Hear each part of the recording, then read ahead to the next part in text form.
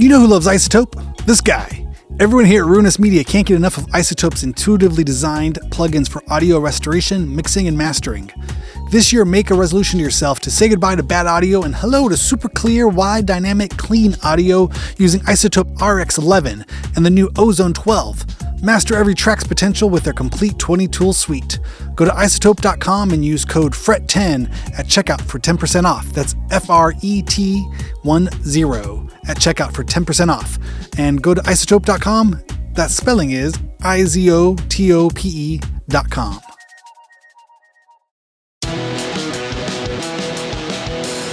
I'd like to welcome our newest sponsor, Schecter Guitars. This holiday season, go over to schecterguitars.com and see what high-quality goodies they have waiting there for you.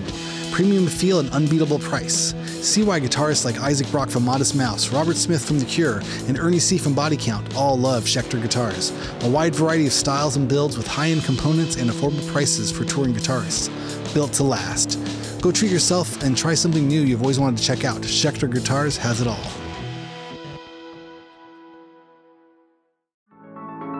Hey, what's happening? Before we jump into the show, I wanted to see if you had any music on a hard drive. You have a band, you have a project, and you want to self-release your own music. Well, there's an easy way to do it. You can go to distrokid.com/VIP/hyphenate and go get your music up on all the streamers. You keep 100% of your royalties, and you can get 30% off by using this code. It's a great, easy way to get your music up on the streamers and share it with your fans, your friends, your family, your mom, your dog, everybody. Everyone wants to hear it. But go to distrokid.com/VIP/hyphenate, HYPHENATE, and send me the link. I want to hear it too. Send your mom the link. Send your dog the link. They all want to hear it too.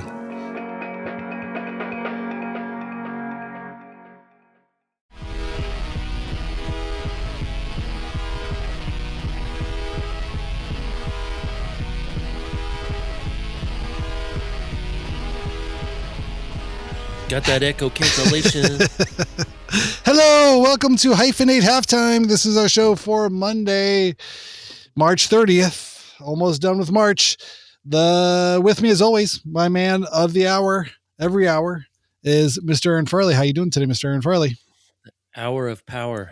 I'm doing good. Sorry, I'm finishing up a little throat lozenge. So hopefully it doesn't lozenge. You don't hear any lozenge clicking. Lozenge gonna lodge them. But that's the exciting thing that's happening. I was gonna ask what was new. Lots of lozenges. Oh man, just lozenges. Just chilling. Oh my god, are you guys sick? Is there sickness ripping through your family like it's been ours? I think I don't want to jinx it. I guess I just did, but that I'm like existing right on the edge, living on the edge. Yeah, living on the edge always. And I feel like I would be like pushed into it instantly from being in the classroom all week. But maybe I have more antibodies or something against all this stuff because I'm just constantly on the deluge of like people coughing in my face and the parent super serum. Yeah. Like your immune systems or not parent, teacher's super serum. Teacher. Yeah. Teacher's immune system should be studied like a rare shark. Probably. So I'm probably more there. Both kids kind of got hit pretty hard and then same. Michelle has escaped so far, but our kids, I feel like they've been sick. I don't know. I think when it gets this warm this early, it just screws everything up. So the pollen is allergies. Supposed to be the pollen's supposed to be out right now, and all the plants are growing. They're like, I'm not supposed to go till May. So I don't know. It's just confusing. Our bodies are just like, I don't know. Yeah. Oh, it's a lot. Yeah, I seem to be faring okay, knock wood. But yeah, the kids have gotten it, and then the allergies are hitting Shan. Yeah, it's a big one. Yeah. Oh, but what about that Scott Cornish interview last week, huh? Wasn't that something? Oh man, that was a good one. I liked it because I know Scott a little bit, but pretty much only through you for the most part, I think. And so it was really good to hear his whole story and your guys' banter back and forth. Oh my gosh. Yeah, I think I set it up in the intro where it's just like we've told more stories. We've spent more time talking about the same old bullshit that everyone else talks about, but we've talked about it for years and years. There's something about a midnight to 3 a.m. drive somewhere in the Midwest that just goes like, so you know what it was like growing up? Like, I do. That sounds like we have a lot of the same things. And then you start, and then that's the mid 20s or late 20s kind of realization. Like, why do all my friends have the same like life that I have? Like, why is it that our lives have been, all of our choices have led us to this moment here where we're all talking about the same bullshit and realize we're all the same, have the same growing up experience. Like, oh, and then you realize it's the causality, not the coincidence of the universe. Right. That's why you all ended up in the same place. I think so. You ended up being interested in the same things. Yeah. Yeah. Having similar family situations and then having similar teenage, answers to those family situations of getting into skateboarding and music and, being from the same roughly geographic area, getting into the same music and the same sort of things. And you go to the same places, but then you don't meet till your 20s. I think that's the fun game that Dean, Scott, and I have played of like, were you at that Fugazi show? Like, yeah, which one? The one at the Glass House? Like, yeah, I was there. Wait, I was there too. I'd be able to see if, if you could find yourself in the crowd, if there was a photo from those shows and you're like, oh yeah, that's all three of us as teenagers before we knew each other. And here we are standing right next to each other on a 12-hour flight to Tokyo to go play music. But you realize that, it's like, we didn't know each other then. And then you figure out which one of you had the same girlfriend. Wait, you dated that girl? Wait, no, I dated this girl. Wait, but I dated her on this month or this year. Well, what, in the spring of that year or the fall of that year? Like, oh yeah. Okay. Wait a second. Well, it's funny too, what a small world it really is. When you're younger, that you forget that you don't talk to other young people. Like you talk to your friends, but it's not right. Like it isn't until like I went to college and then you realize like everybody's kind of new or whatever, go to college or you move to a new town and decide, you're going to get a job and move to New York or whatever. Mm-hmm. Then all of a sudden you're not in like the high school, like the, you're not in high school times where like the jocks are the jocks and the nerds are the nerds and everybody has these groups and you all grew up in grade school together. So you all know, like you just know too much about everybody. So you're like, I don't talk to that. We used to be friends in second grade and that's just, it was over, whatever. And then you realize when you're older, you're like, oh, I should have talked to those people. Like, or, like I tell our kids all the time that are, they're in the sports and whatever, and they have a bunch of friends. But I'm like, you guys got to make friends with the drama kid. Like the drama kids are going to be the kid. Like those are going to be the people. Trust me. Yeah. But they are people also. Maybe not going to be the people, but they're going to be one of the people you already. But I mean, later. It's going to be like these are like the kind of weird art kids and the like kids that are uncomfortable with high school and they don't know yet that there's a whole world out there that they're going to go, oh my God, wait, here they are. Here's my people or whatever, But like I try to, and there's so much, there's not resistance, but there's resistance everywhere. And they're like, well, I tried to, but that person is really mean to me when I talk to them or whatever. Like, oh, right. Cause everybody has their like little groups. And then you realize like there were all these people doing all kind of similar things or had similar ideas as you, but you never talked to each other because you were just in different groups. And it was like, yeah, this is like, it's too weird. We're 14, 15. We don't know how to do this. And then when you're 19, you go back and meet those people and like, you were listening to Jane's Addiction too? Oh. I was too, but I was kind of keeping it quiet because my friend gave me the CD and then I was like, this is kind of weird. This doesn't go with all the Rush and everything I'm listening to. So I'm gonna listen to this one on my own. Okay, guys. You think you're the only one. And then you realize I was doing that too. Yeah. I was doing that too. So we're all doing that. Like, oh man. So funny, man. Yeah, no, it is definitely funny talking to the kids. I was like, wait, you spend 6 hours a day with the same 30 kids every day and you only talk to 2 of them?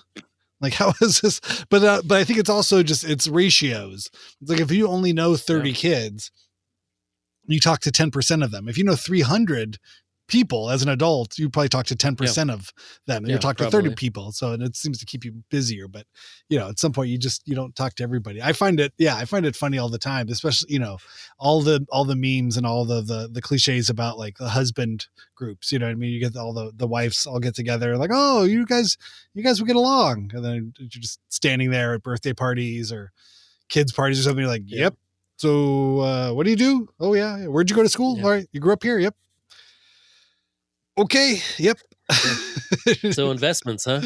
Yeah. Investments. Oh yeah. Hey, like how far, you got to figure out how far down the conspiracy rabbit hole you go. Like, okay, we're going to really go with this one, or is this just kind of keeping it easy? Just grin and smile and like, totally. That is crazy. Yeah. What happened next? Then what?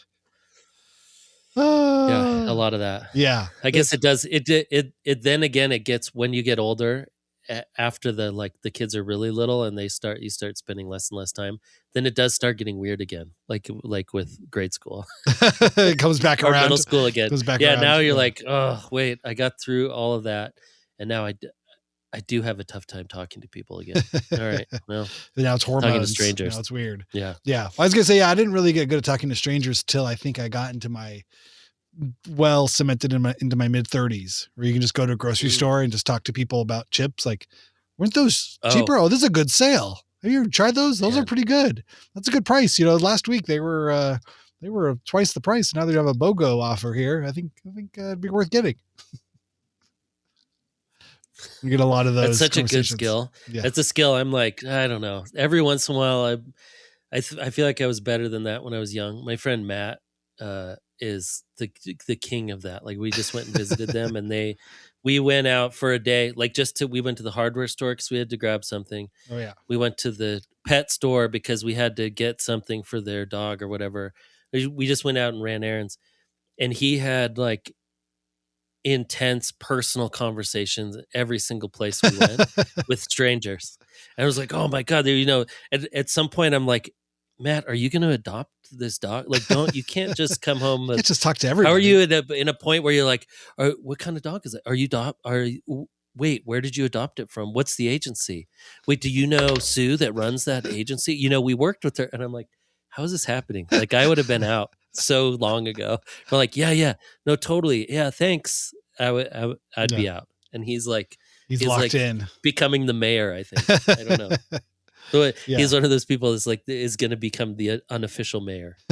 Everybody knows them. I'll fall into that sometimes, but yeah, I mean, I feel like every good, slightly awkward father. It's like sometimes it's effortless. You just turn on. There's other times like, I don't want to talk to anybody. Like, please, nobody look at me. Like, I just want to get in and get out. In and out. Oh.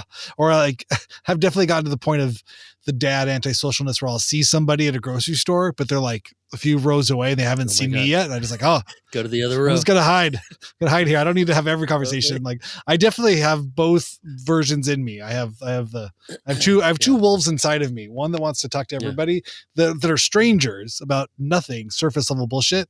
And the other one who wants to avoid anybody I actually know and actually have any meaningful conversation or anything where I have to actually. How about when you have the conversation and then you're still in the grocery store and then you keep running into them in the aisles over and over and you're like, hey, yep. Oh, yep.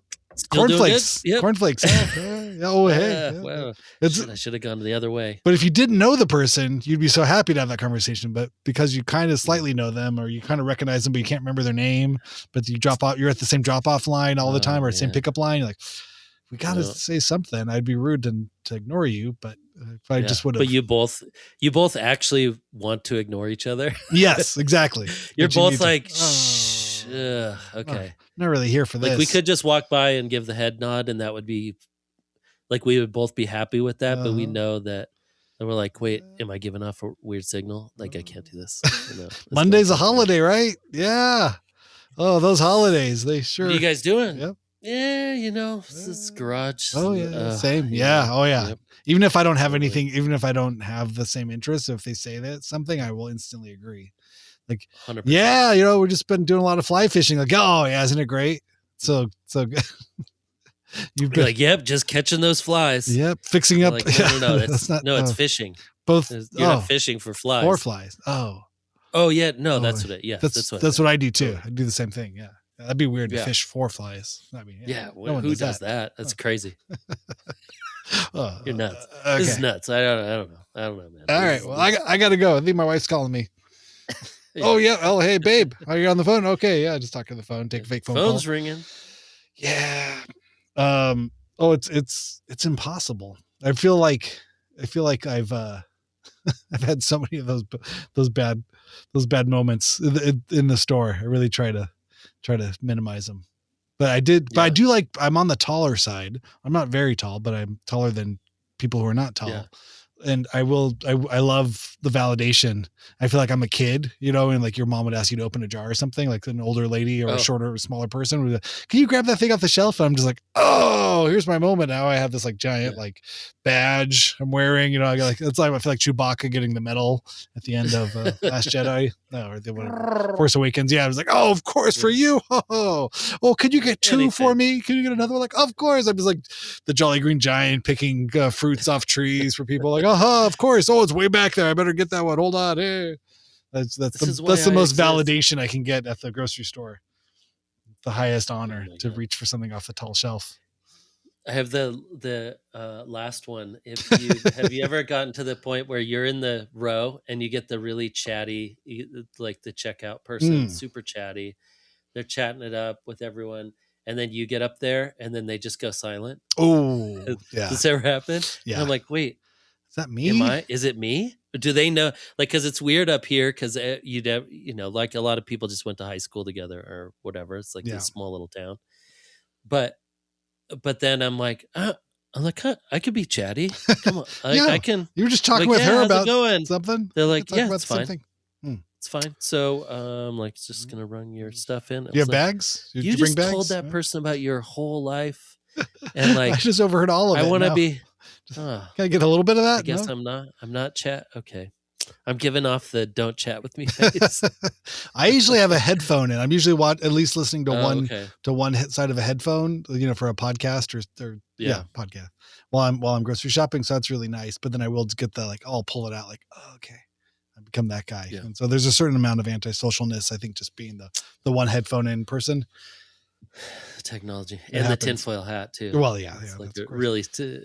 I had some shirt on or a pin or a bag. I had something that the cashier who never talked to me somehow associated with our favorite band, 311.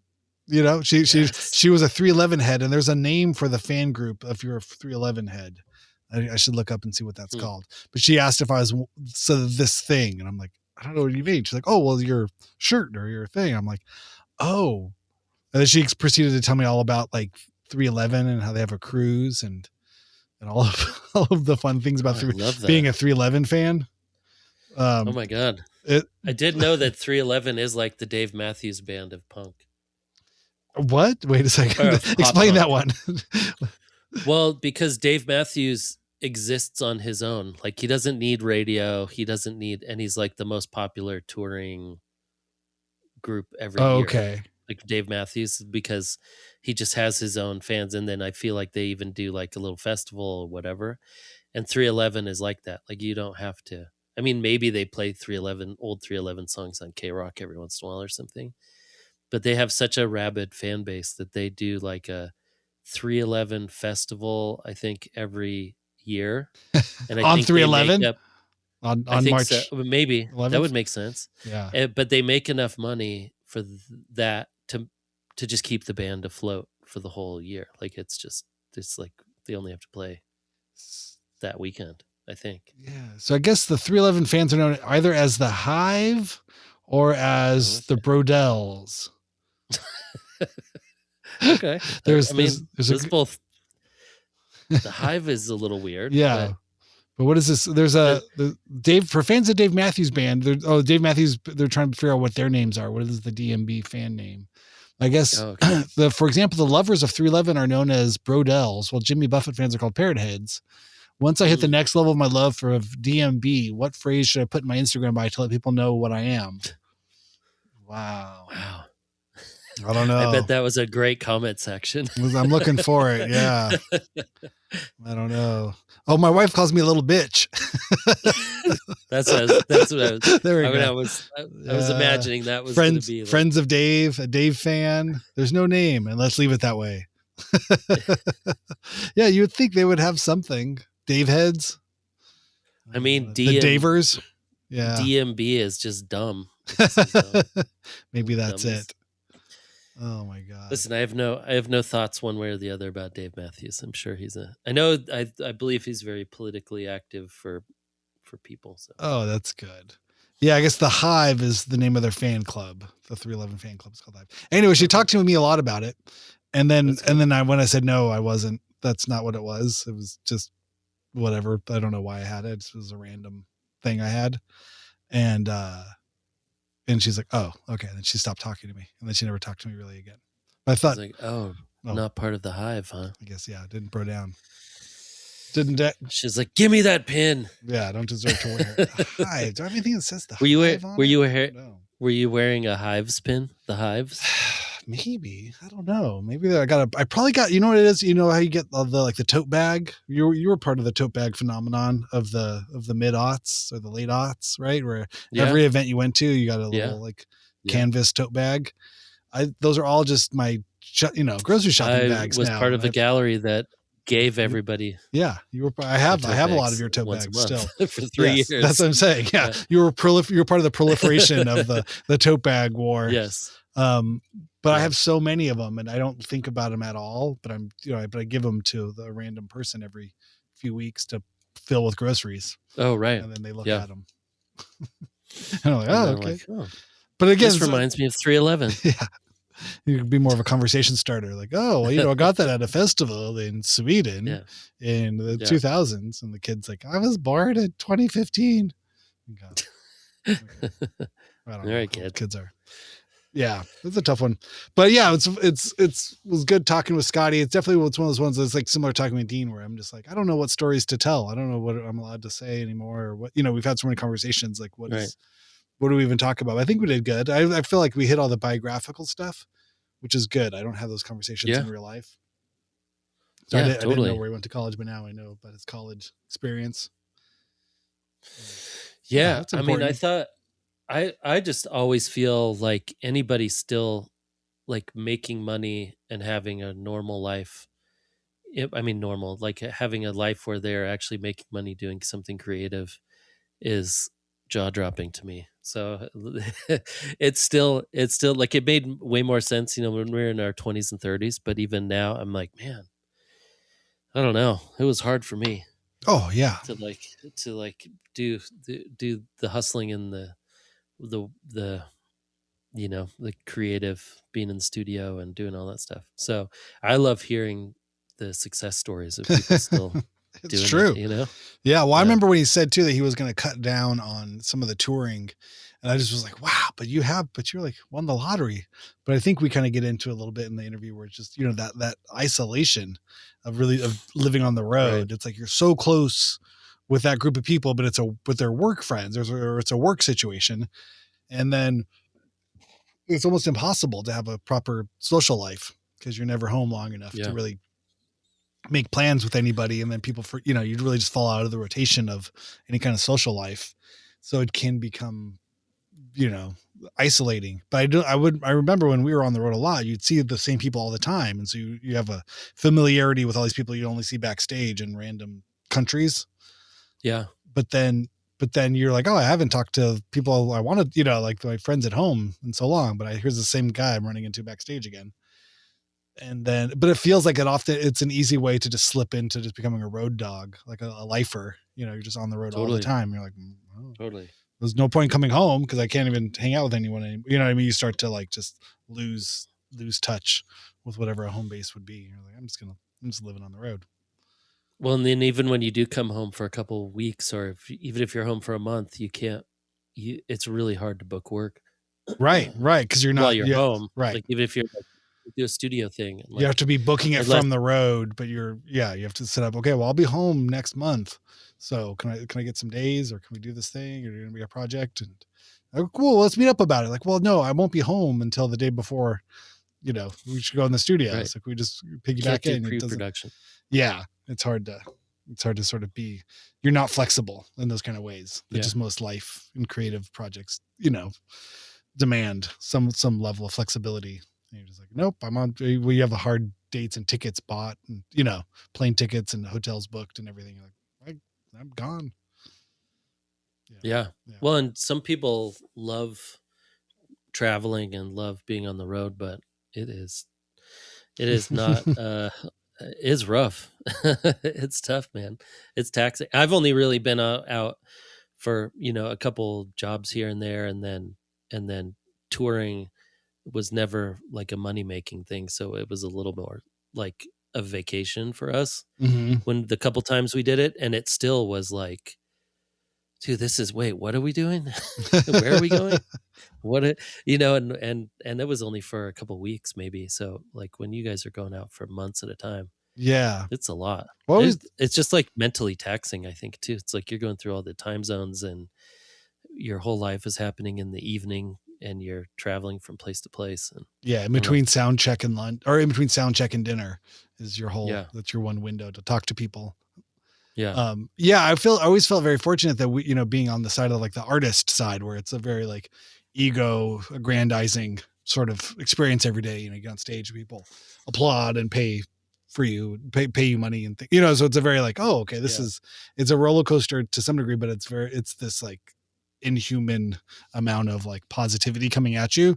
But everybody else who's not on stage, it would, our front of house or tour manager or driver or merch person, lighting person, it's like they're all doing the same amount of work. They have the same day that we have, but no one's clapping and gassing them to sign things, and they get paid the same amount of money, whether it's a big venue or a small venue. So some days they come up more than others, where our play would go versus venue and ticket sales.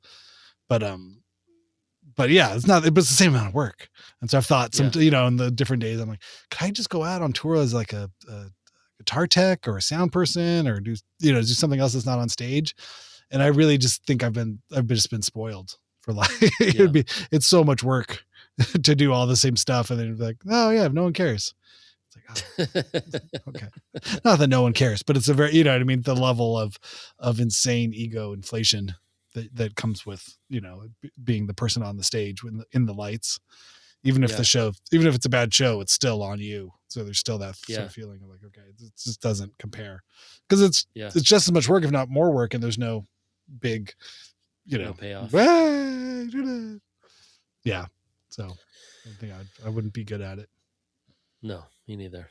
What I was trying to think of something popped into my head that you and Scott were working on, where we were like video. It was like video on a bridge or something. Do you remember this?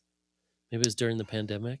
Oh yeah. And what was that for? I was trying to think of what that was for. I think maybe I was shooting some drone footage, and then this was again for Randy Randall, the artist. I did a solo record on Dead Strange Records, all from Police Story Strangers and Death by Audio. Right. He did he put out my second solo record. But I think before we made the record agreement thing, he was doing like kind of virtual South by Southwest sort of, what do they call it? Showcase. So he was asking all these different bands to send in video of them playing. So I set up on a bridge on the footpath over the 2 freeway. That's what it was. Okay. And in Eagle Rock area. And that was fun. Yeah. So I played on the freeway, and then Scott did the live sound recording for it. And then, you had the drone, and we were flying over the thing and sunset, kind of an extension of what the stuff we did for volume 1. Right. Yeah. But I don't think I ever was in any of those shots. It's like we were just shooting. It was sort of when we had first talked about me being more on film, like filming stuff. But then when the first one came out more abstract, and then this was sort of for the second, it was kind of in between the first and second record. Yeah, that's right. Yeah. Okay. So that's probably, you probably hung out with Scott more then. That was fun though. It was a cool, really live set. I feel like we ended up using some of that footage. Oh yeah. For the volume 2020. Yeah. Volume 2020. Yeah. Amazing. Speaking of, I remember I texted you over the weekend. I ran into somebody and I definitely could not remember their name, and I was trying to place them because we were talking, one of those like, oh, hey, how do you guys know each other? And like, oh yeah, well, just, oh, hey, it's a lot of time. Yep. I was like, who the fuck was this person? I can't remember this person at all. And I never remembered. I don't know. I don't know if I ever really figured it out. I don't know. Yeah. Don't know. How was the weekend? I ran into some friends that down in San Diego. Oh, yes. Yeah. I did go to a beautiful memorial for Rich Jacobs, an incredible artist who recently passed away, and they've had a few memorials for him. He was friends with so many people and lived so many places. He lived, I think, in San Diego and LA and San Francisco and New York, and was just an epic, awesome person. I think we talked about Rich on the podcast a little bit before. Mm-hmm. But yeah, I performed like an improvised guitar duo with Tim Kerr from the Big Boys and so many other bands, but from Austin, Texas. But yeah, he and Rich were good friends, and yeah, it was at the Che Cafe, which I hadn't been to in a bunch of years. Did you guys ever play the Che Cafe? Seems like something. Our very first show was at Che Cafe. Yeah, it's still there, and it's great because Rich. I remember early shows playing there, and the kind of the back parking lot area where the bands load in. There was a big mural, and then I remember seeing it. I was like, "Oh, this looks cool." And then meeting Rich, I was like, "Oh, his art. He must be the person who did the mural there." Like I remember seeing the mural first at the Che, and then meeting him and seeing his art. I got it. So his mural is still up on the side there. It must be 20 plus years. Wow, that's amazing. Maybe almost 30 years. He's had this great mural on the side of there. So I wonder, did he go to school there, or was he from there, or he just lived there? I think he's from Colorado. I think he was definitely he was a very mobile artist, moving around. I don't know. To be honest, I don't know all the stories. I know Leslie Shino, who I play in the band Nervous Action with. She played in the band Red Ants, and her and Rich were roommates in LA for a while. So it was funny. And Leslie and I carpooled down there, and it was really fun. Just getting to chat about Rich and about different times. And the same thing, we were talking about seeing people, and there were several guys that came up to her like, "Hey, you're the roommate. Like, I remember I crashed on your guys' couch. I stayed with Rich, and you were the roommate." She's like, "Oh, okay. Yeah." They're I could just see the look of like, "Oh, do I know you? Did we probably met one time, but it was really sweet. There were so many great people there though to celebrate Rich. And it was cool. It was emotional. It's, it's heavy. I bet. But I'm glad Tim and I got to play, and it was just good remembering Rich with good friends. And it's always hard with those kind of things too. I don't know. It's like, what level of closeness is there to be at a memorial? You know what I mean? It's obviously, it's like we were friends, and we knew each other, and we talked, and we played. Rich did a awesome thing for No Age early on when we first started. We were flying into New York to play like a club show.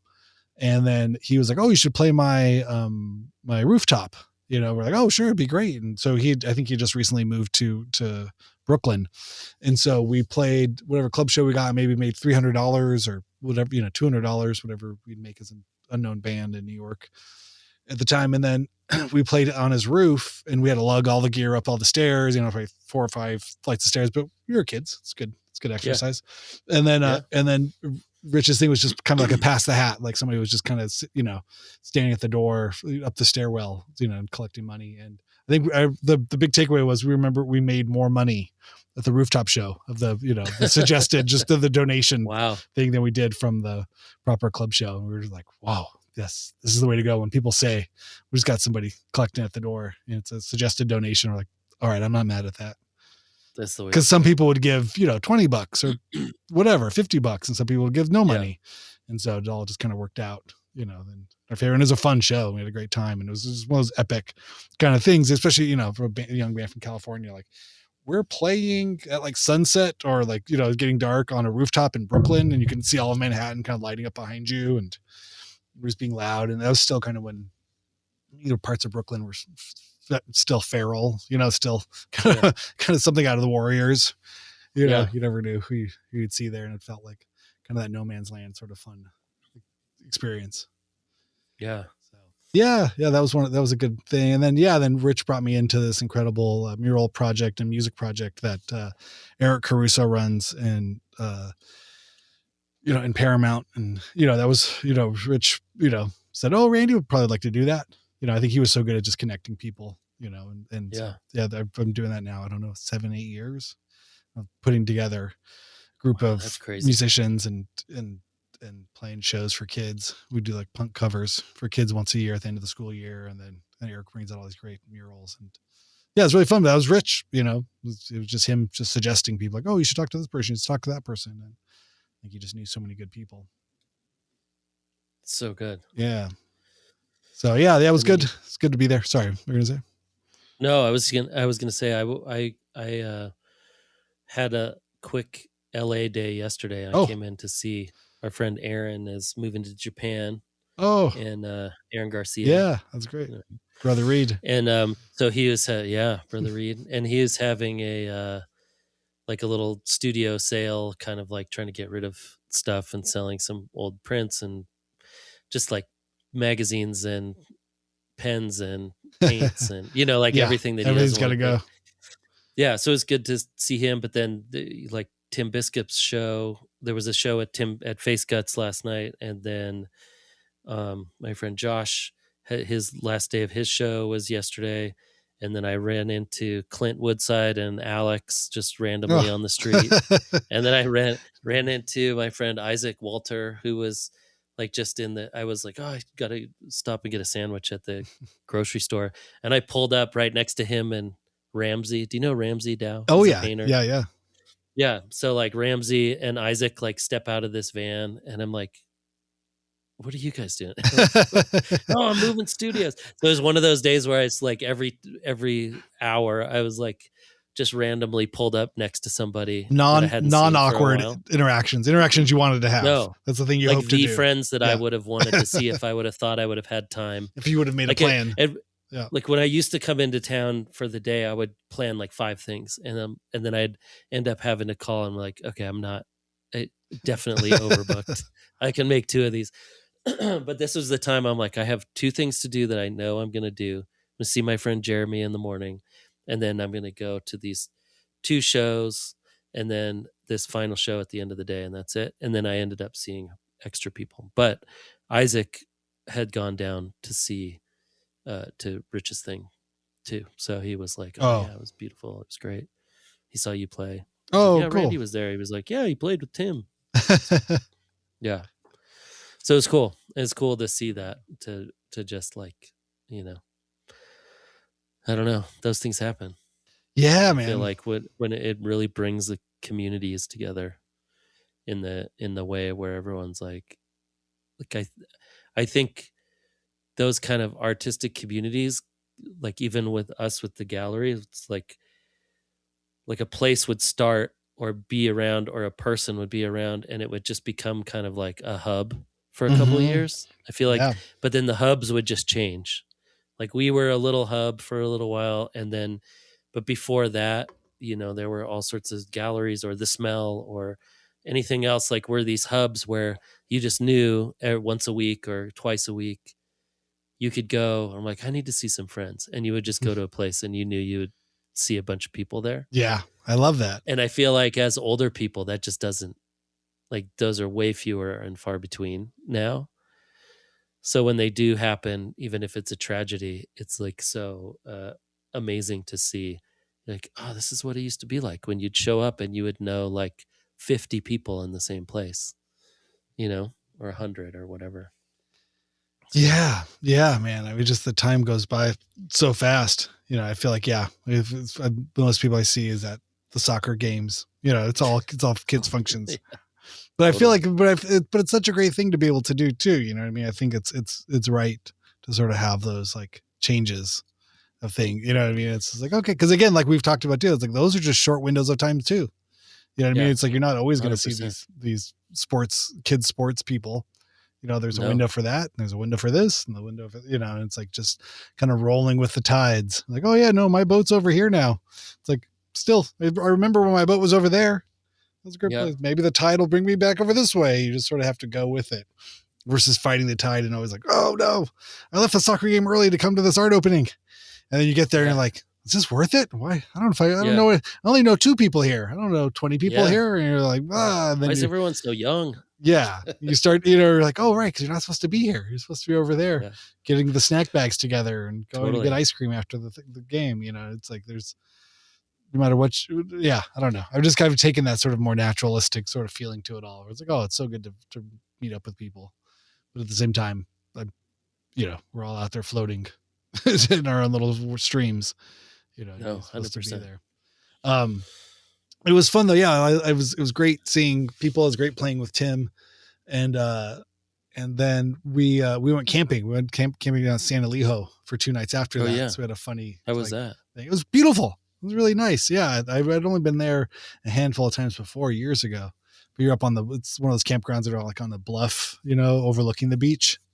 Oh, wow. So, there's a bunch of stairs, you have to walk down to get down to the beach, but it's beautiful. And big tide pools. There's sort of like a cool rock shelf sort of thing in the sand that when the tide goes out far, me and the kids went walking around and you just see all the stuff in the tide pools. And yeah, it was great. It was really nice, especially after the big memorial on Saturday, and then to have a few days to just go relax at the beach. But it's also really nice because you're not too far from the city either. It's like just across the street from the campground, maybe a 5-minute walk or a 2-minute car ride. You can go, there's a supermarket, but it's all really fancy and really nice. It's kind of Carlsbad, sort of bougie, sort of nice beach town sort of stuff. So it's like an overpriced Gelson's across the way. And then burritos and pizzas and things too. So I was like, okay, we're camping. My mom called it glamping because we had blow up mattresses in the tent. That's not really camping. If you're not using a rock as a pillow, it's not really camping. You're like, Mom, this is normal now. We don't camp just to make ourselves feel horrible like we used to. Like, no, we love this. Everybody loves this. Like, oh, like it used to be like really even the air mattresses were more uncomfortable than you remember the technology you just use those rubber air mattresses, the same ones you'd like float in the river during the day. And yes, exactly. Like little pool floaties. Yeah, you just blow up the pool floaties and then you'd be completely flat by the time you woke up. You're like, oh, just sleep on the ground anyway. Yeah, I remember we don't really go camping anymore, but we kind of live in the woods, so it's sort of redundant. But yeah, I'm like, we could just barbecue in the backyard and look at the mountains. Put the trees outside and then come inside and take a shower and use a restroom. Totally. Yeah. But we I lost my train of thought. The old air mattresses. The last time that we went, we just had like one of those 5-person tent, the basic tent. And then like we should just bring that queen, like with the blow up mattress that we have for our guests when they come to the house. And so we brought that, plugged it into wherever. And then we're like, oh, it's like a bed. This is nice.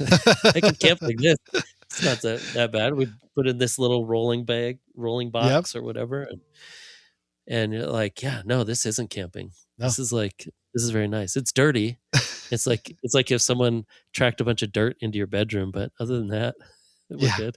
Yeah, no, it still works. Yeah, we had the dog sleeping in between us, and there was one point in the middle of the night I just felt this cold nose on my nose, and I like opened my eyes, and she was like right in my face. She was like booping me. She was like hitting me with her nose, like nose to nose, like letting me know, like, hey, are you alive? Are you awake? Are you here? Yeah, I'm right here. I'm like, okay, gotcha, dog. Go back to bed. It's not time to wake up. There's nothing that exciting. Go out and bark at some. Yeah, there's some squirrels out there everywhere. Go bark at a squirrel. Yeah. No, it's great. Yeah, I have like one of these little portable battery things. That's what we used for the Dead Strange show too. Like, it's like a little battery pack you can charge up. Oh yeah, and you can run amps off of it or PAs but I take it and we charge up our phones and then it blow up the air mattresses and so you have kind of a little portable electricity. It's usually good for a few days. So that makes it very easy. Yeah, man, that sounds fun. It's easy. I do kind of miss camping. And then we also we meet up with some of the kids' friends, the families that we're friends with as well, and they're like RV folks, and so they have great RVs. Oh, nice. And we can kind of walk over, one campsite away and just go use all. They have a whole grill. They're much more experienced at it than the only reason we got this site was because they have, I think, some kind of like bot that like snipes sites at the last minute. And you know about the California state parks where it's a 6-month rolling reservation, and they open up, 8 a.m. 6 months from that time, that day, so you have to do the math, and then you have to be waiting on the line at 7:50, 7:45. You're just on hold until crazy. Works, or no, or if you're not calling, you can do it on your phone too on the website. You gotta keep refreshing. And one of the dads is computer literate more than the rest, more than average.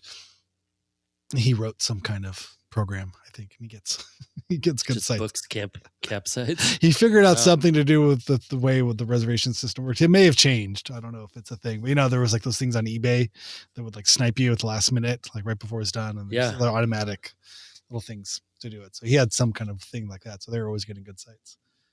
But we just get to be the ones like, oh, hey, is there more room on the site, or is there got any of those extra sites laying around? It's a holiday weekend. For me. What do you think? We're very much the freeloaders of the camping world.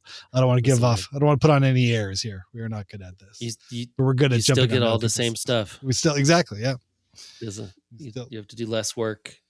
We're the front of house of the camping world. We're not the stars. We don't get all the accolades, but we get to do all the fun stuff. You still get to hang out. The beach is still the beach. Yeah. So it was nice. Yeah, it was good. Got to do all that fun stuff.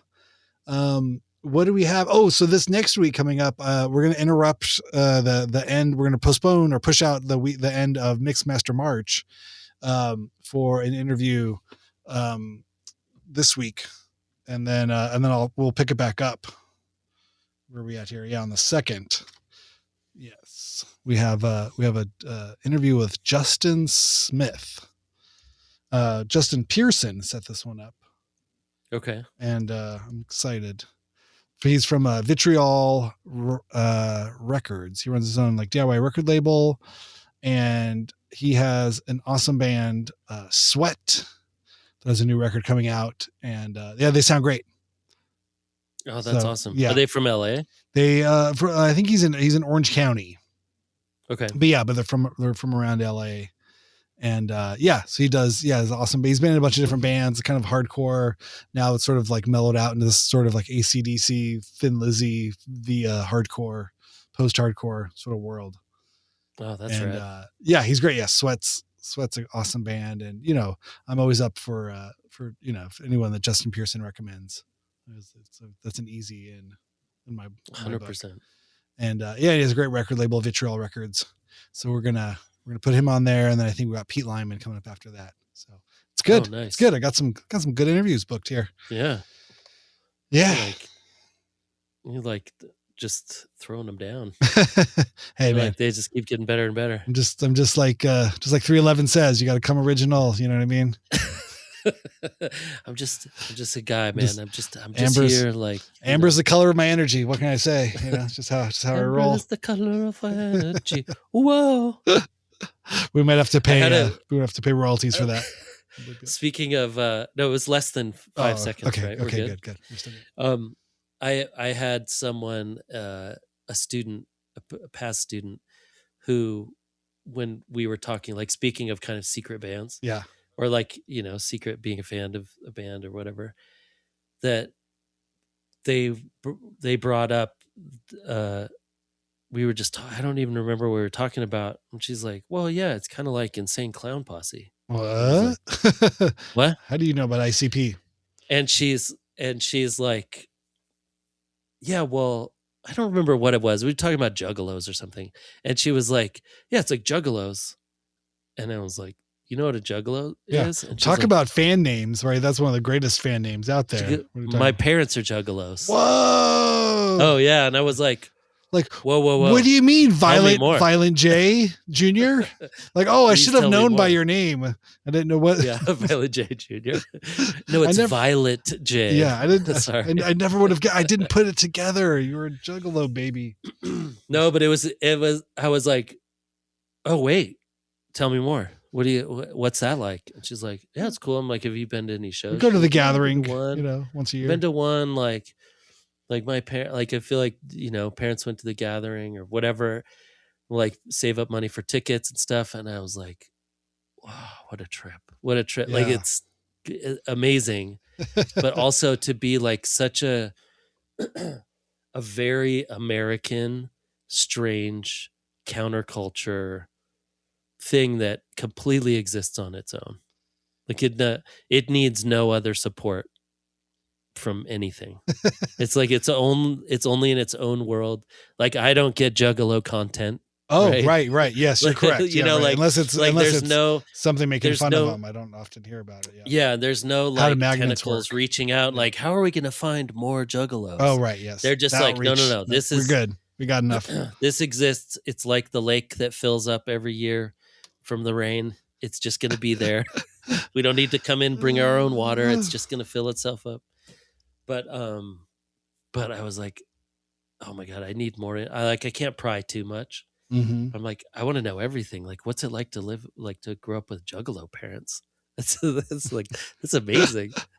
I love that. Well, hey, in this August 12th through 15th at Legend Valley in Thornville, Ohio, the 2026 Gathering of the Juggalos is scheduled, featuring performances from Psychopathic Records artists and other horrorcore acts.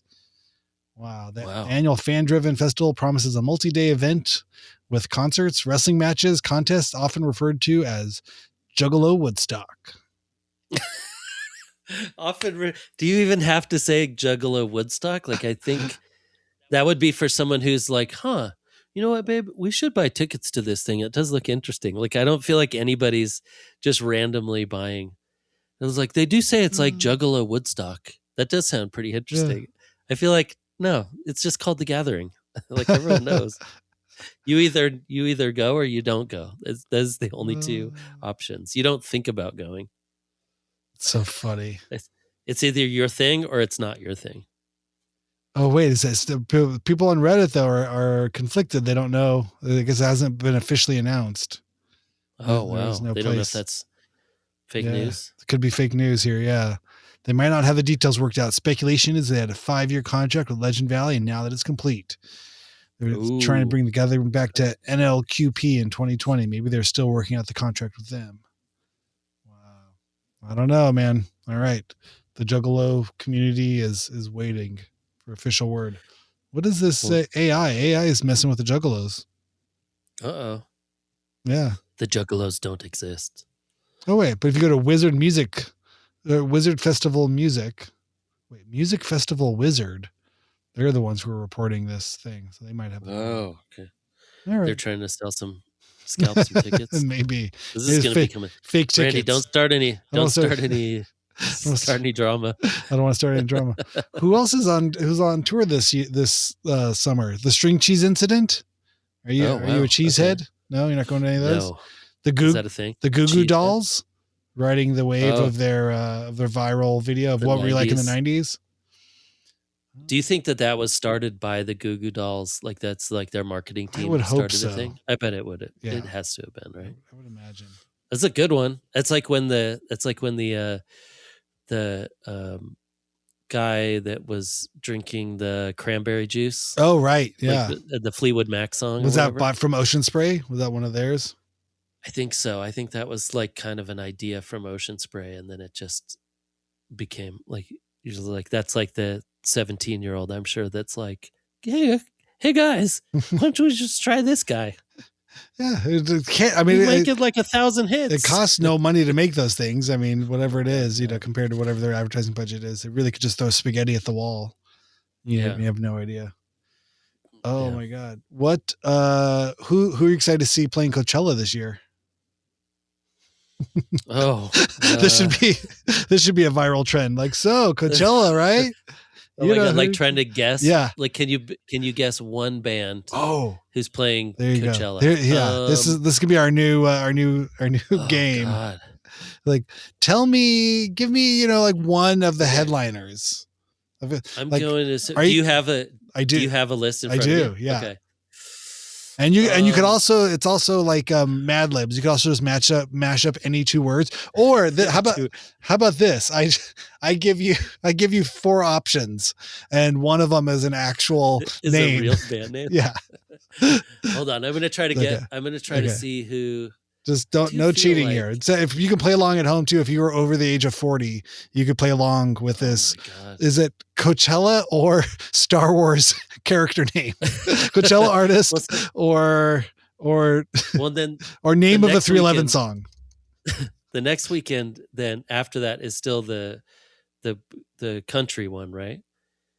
So, because I was thinking maybe it would go more country, but then they have the country, like they're gonna save like the jelly rolls and those people for the countryside. Okay, that's still not going over. So, all right. God, do we have like a big? Is there like a big pop artist this year? Is there gonna be a big Cardi B? Is there gonna be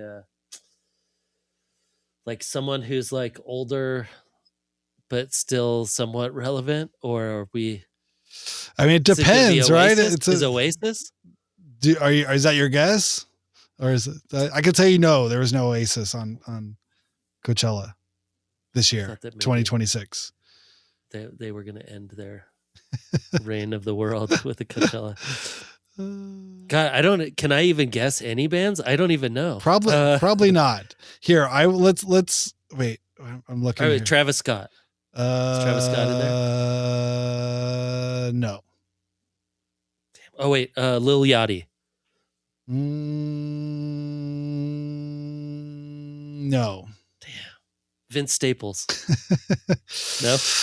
I'm looking here. I feel like these people would all be up towards the top. I'm not going to go into the. Yeah, they'd be at least like 3/4 of the way up. Who is Vince Staples? No. Dang. I know. Right. Okay. How about? Are you ready for this? A$AP Rocky. Oh. He just had an album come out. Let's see. No. Dang. I'm not. Survey says no. Wait. I had a good. Wait. Okay. Hold on. I had a good name here, and then I was gonna see. Okay. Yeah. Do you want to play, 311 song or artist playing? Artist playing Coachella. Okay. Yes.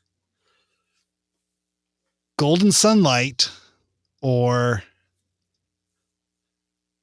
what was it? Fleshwater. Fleshwater's a band. Fleshwater is a band. All right. Yes. So you got they're playing Coachella. I don't know that, but that's okay. Let's see.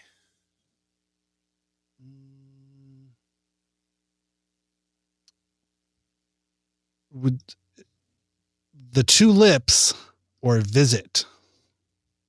Oh, geez. Is it a Coachella band or the name of a 311 song? I'm going to say that The Two Lips is a band. Oh, nailed it. 2 for 2. Yes. Right. Okay. Creepy Nuts or Rock On? Creepy Nuts has to be the band. Gosh, you're good at this. Yeah, okay. All right, how am I? I'm really not getting this one right. Okay. Salsa or Bia? Oh, Jesus. Bia has got to be the band. Damn, you're all right. 3 for 3. Okay. Maybe this was not as hard as I thought it was. All right. Probably if you took more time, you could find some. Yeah. All right. Is there a band that I'm going to know? Like, what are the last top, one? Drain or Jupiter? Oh shit! Is it a Coachella band or a 311 song? Drain or Jupiter? I'm going to go with Jupiter as a 311 song. Nailed it. Okay. Last one. I swear it's the last one. All right. Okay. All right. My Stony Baby or That's a 311 song. Slater with 3 Ys. My Stony Baby is definitely a 311 song. God damn. Okay. Hot Mulligan or Dream State. Oh, wow. Okay. I mean, I'm going to have to say Dream State is a 311 song. Damn. Okay. All right. I think you've nailed all of them. Now you got them all. What's it? Yeah. Are there any bands that I would know who they are? Like on the top 10, on the top. Let's see. Any of the big ones? Big ones. Well, yeah, you got your Sabrina Carpenter, your Justin Bieber, right, your Karol G. Yep. Okay. You could also find a band called The Strokes, Moby. Strokes are. And how high up is Moby? Is he? He's third. Like, he's third line. He's not headline. So he's probably not second. He's third. That's so he's surprising. Probably like headlining one of the. He's before Marlon Hofstraat and after Blood Orange. Oh, Blood Orange. I like Blood Orange. Yep. Okay. What about? Yeah. God, that is weird though. Those are kind of classic. Those are early 2000s bands. I mean, Blood Orange is later, but Blood Orange is even like 20. Iggy Pop is playing Sunday. What? That's I have good. Photos from Iggy Pop playing the second Coachella. Whoa. When it was so much like we had bracelets. You didn't need anything to get in. But then they had backstage bracelets that were blue and our bracelets were white or whatever. Mm-hmm. But then the insides of our bracelets were just blue. So we just flipped our bracelets around and got all access. There you go. And that's how small it was. And it was, I just like walked up. Iggy Pop played at like 3 p.m. It's great. And so we just like walked up to, I didn't have a photo pass or anything and just had my camera. And then, check out. Just had my camera, and it was like, Check out this lineup for Sunday. You got The Rapture, Suicidal Tendencies, Bunt period in all caps, French Police, and Black Flag. What? That's real? I mean, I don't know if they might be playing different stages, but those are all bands whose names are in a line. Wait, Black Flag? Yes. This is with the Greg Ginn and what 3 Black teenagers. It's Greg Ginn and 3 teenagers. So, what? Really? Yeah. You don't know about this? Yeah. Mike Vallely quit, I think last year or the year before. And so he just hired 3 young, maybe they're not teenagers, maybe they're in their 20s. I mean, it's not their fault. It's not the kid's fault, I mean, this is Greg's doing, I'm sure. If I was a teenager and had just heard Black Flag, you'd be like, yeah, of course. Sure, I'll try out. And then you get to be in a weird van with a weird old guy for several months while he yells at you. But how weird that all of those old punk bands just like disintegrated. I mean, like Jello Biafra, like the Dead Kennedys constantly suing each other. Black Flag constantly suing each other. That's great. All right. That's great. Leo Gets Funky or Who Made Who? Oh my God. Wow. Okay. Wait, this one's tough. I thought at first for sure Leo Gets Funky is a 311 band or a 311 song, but I'm wondering if that is some weird EDM band. Because you never know, those tents get crazy. Mm-hmm. Could be just like a DJ. Could be. Some guy from Switzerland. Leo Gets Funky. From Sweden. Mm-hmm. He's like, I know the name is Leo Gets Funky. It's crazy, right? That's from Russia. That's the Russian version. He's playing with Sexy Red and Marlon Hofstraat and Leo Gets Funky. Yeah. But I'm going to stick with 311 song. Leo Gets Funky. You nailed all of those. That was really good. All right. I think for one of our quicker segments, but we got to keep this one going. This is inspired by the NPR versus Star Wars character. NPR host versus Star Wars character. That's one of my favorite. Kai Rizdal. Yeah. Lakshmi Singh or Panda Baba. You're like, no idea. It's a good one. All right. Well, that's awesome. That's a good one. We did it. Write us halftime. What is it? hyphenate@gmail.com. Find Aaron Farley at Aaron Farley on Instagram. I'm at Randy S. Randall on the Instagrams. Thank you to Heal Microphones, Heal Sound. You can go check out all their microphones. And that's everything. No kings. Fuck Trump. Defund ICE. Yeah. And, agreed. I feel like that's the howdy, the sign off, the standard sign off now. Yep. All right. Be well. I will talk to you next week. Okay. Be well, everybody.